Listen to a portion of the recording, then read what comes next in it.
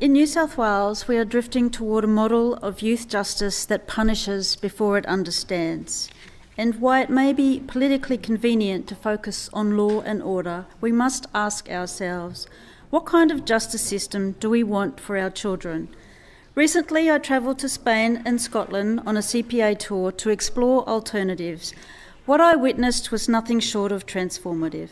In Spain, I visited 3 re-education centres run by the Diagrama Foundation. There, young people are not locked away and forgotten. They are supported through trauma-responsive care, education and family reintegration.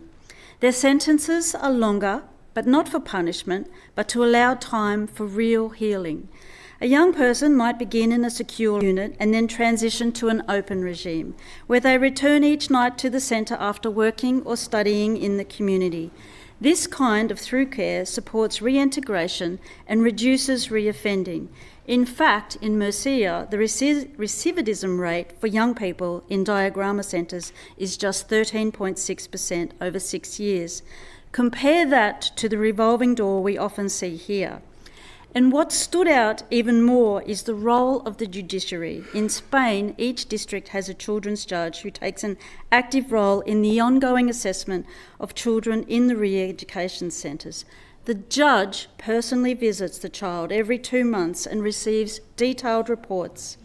This helps ensure the sentence is not only proportionate but effective, both for that child in the moment and for future decisions. Can you imagine our judiciary playing such a committed personal role in the development and rehabilitation of young people in custody? That level of care and accountability would be transformative.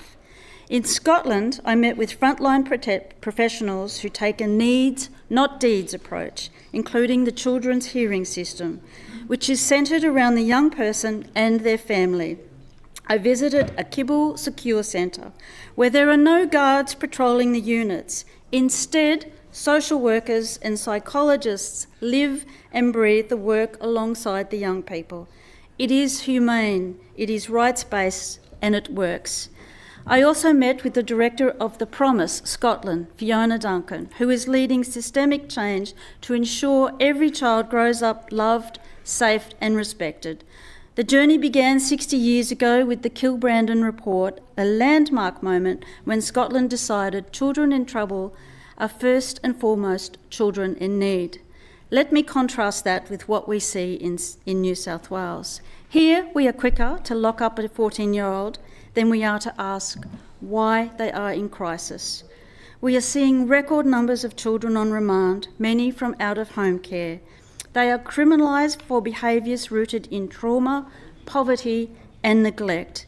As Anne Holland, the National Children's Commissioner, has warned, the help they needed never came, and we continue to fail to bring it.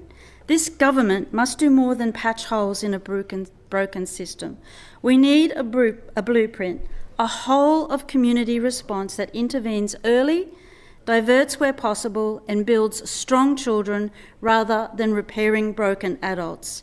Tasmania has started this journey, why not New South Wales?